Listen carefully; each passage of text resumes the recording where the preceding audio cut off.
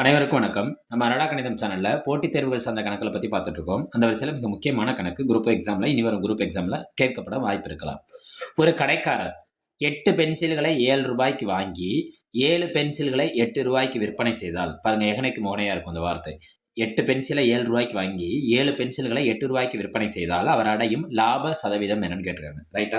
இது எப்படி பார்ப்போம்? இந்த மாதிரி கணக்கு வந்தா ஒன்றுக்கொன்று தொடர்பு, அதாவது முரண்பாடான தொடர்புடைய கணக்குகள்லாம் நம்ம லாப சதவீதத்துல இருக்கும், இல்ல நஷ்ட சதவீதத்துல இருக்கும். அந்த மாதிரியான கணக்குகளை எப்படி கையாளலாம்னு பாருங்க. ஃபர்ஸ்ட் ஒண்ணும் இல்ல. இங்க பேசிட்டு இருக்கிறது என்னன்னா 8, 7. ஃபர்ஸ்ட் இந்த 8க்கும் 7க்கும் மீசிமா கண்டுபிடிங்க. 8 7க்கு என்ன மீசிமா? 8 7 பெருக்கிற வேண்டியதான். அதான் மீசிமாவை. 8 7 56. 8 7 என்ன? 56. இப்ப பாருங்க, 8 பென்சில்களோட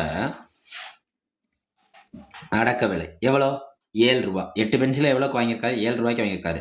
இப்போ மீசிமா கண்டுபிடிச்சது மொத்தம் எத்தனை பென்சில் இருக்கு? 56 பென்சில். 56 பென்சிலின் அடக்க விலைங்கிறப்ப என்ன செய்யணும்? இது ரெண்டையும் குறுக்க பெருக்கணும். 56 பெருக்கல் 7. இந்த 8 என்ன செஞ்சிடணும்? கீழே கொண்டு வந்துடணும். 1 8 7 8 56. 7 7 இப்போ நம்மளுக்கு என்ன கிடைக்குது? 49 ரூபா. இது அடக்க விலை முடிஞ்சிருச்சு. இப்போ அடுத்து என்ன விலையை கண்டுபிடிக்கணும்? விற்பனை விலை. விற்பனை விலை எப்படி? 7 பென்சில் எவ்வளோக்கு விற்கிறாரு? 8 ரூபாய்க்கு. 7 பென்சிலின் விற்பனை விலை எவ்வளோ? 8 ரூபாய். இப்போ எத்தனை பென்சில் இருக்குது நம்ம கையில்? இப்போ பொதுவாக மீசியமாக கண்டுபிடிச்சோமா? 56 பென்சிலோட விற்பனை விலையை கண்டுபிடிக்கணும். அப்போ 56 குறுக்க பெருக்குங்க. 56 பெருக்கல் 8 டிவைடட் பை 7. 1 7 7 8 7 56. அப்போ 8 8 நம்மளுக்கு என்ன கிடைக்கும்? 64 ரூபா. பாருங்க, எவ்வளோ ரூபாய்க்கு வாங்கியிருக்காரு? 49 ரூபாய்க்கு வாங்கியிருக்காரு. எவ்வளோ ரூபாய்க்கு விற்றுருக்காரு? 64 ரூபாய்க்கு விற்கிறாரு. அப்போ இது கண்டிப்பாக அவர் என்னதான் அடைஞ்சிருக்காருன்னா லாபம் தான் அடைஞ்சிருக்காரு. இந்த லாபத்தோட மதிப்பை கண்டுபிடிப்போமா?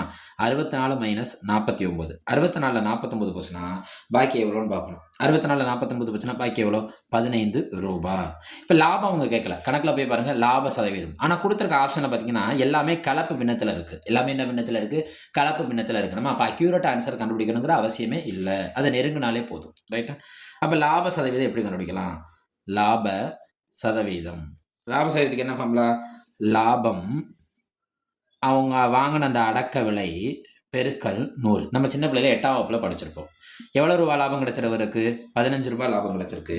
அந்த பொருளோட அடக்க விலை எவ்வளோ கண்டுபிடிச்சிருக்கோம்? 49 ரூபாய் பெருக்கல் 100. பாருங்க, இந்த 15 100 பெருக்குங்க லாப சதவீதத்துக்கு. 15 100 எவ்வளோ வரும்? 1500 பை 49. 1500 பை 49. இந்த 49ல் 49 எத்தனை தடவை பெருக்குன்னா இந்த 1500 இருக்குன்னு பார்க்கணும். நம்ம என்ன செய்யணும்? 49 கொஞ்சம் நெருக்கி பெருக்கி பார்ப்போம்.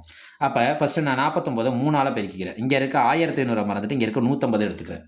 49 எத்தனையால் பெருக்கிற? 3ஆல் பெருக்கி வைக்கணும். 9 9 2 9 18 3 27 பாக்கி 2. 1 3 சாரி 1 4 2 4 8 3 4 12. 12 2 கூட்டினா என்ன கிடைக்கும்? 14. அப்போ 150ல் எத்தனை 49 இருக்குது? 3 49 இருக்குன்னா அப்போ 1500ல் எத்தனை 49 இருக்கும்னா 1470. அதாவது எத்தனை 49 ஒழிஞ்சிருக்கும்? 30. அப்போ இதோட லாப சதவீதங்கிறது என்னென்னா 30 49 ஒழிஞ்சிருக்கா? 30 49. 1500ல் 1470 போச்சுன்னா பாக்கி எவ்வளோ இருக்கும்? 30. அப்போ லாப சதவீதம் எவ்வளோ? 30 30 பை 49. 30 30 பை 49. அப்போ இதுக்கான விடைங்கிறது என்னென்னா 30 30 பை 49%. நம்ம இங்கே என்ன செய்ய தேவையில்லை? அக்யூரேட்டாக கண்டுபிடிக்க தேவையில்லை. ஏன்னா கொடுத்துருக்க கேள்வியில் இருக்க அனைத்து ஆப்ஷன் எதில் இருக்குன்னா கலப்பு பின்னத்தில் இருக்குது. அப்போ இதற்கான விடைங்கிறது ஆப்ஷன் டியை குறிக்கும். ஆப்ஷன் டியை குறிக்கும். மறுபடியும் சொல்கிறேன், நம்ம 1500 49ஆல் வகுக்கணுங்கிற அவசியம் இல்லை. 1 49 49, 2 49 98. அப்போ 3 49 எடுத்து நான் பெருக்கி பார்க்குறேன். எனக்கு என்ன கிடைக்குதுன்னா 147. அப்போ 150ல் எத்தனை இருக்குன்னா 147 வந்துருச்சு. இப்போ இது 4ஆல் பெருக்குன்னா இதை தாண்டி போயிடும்.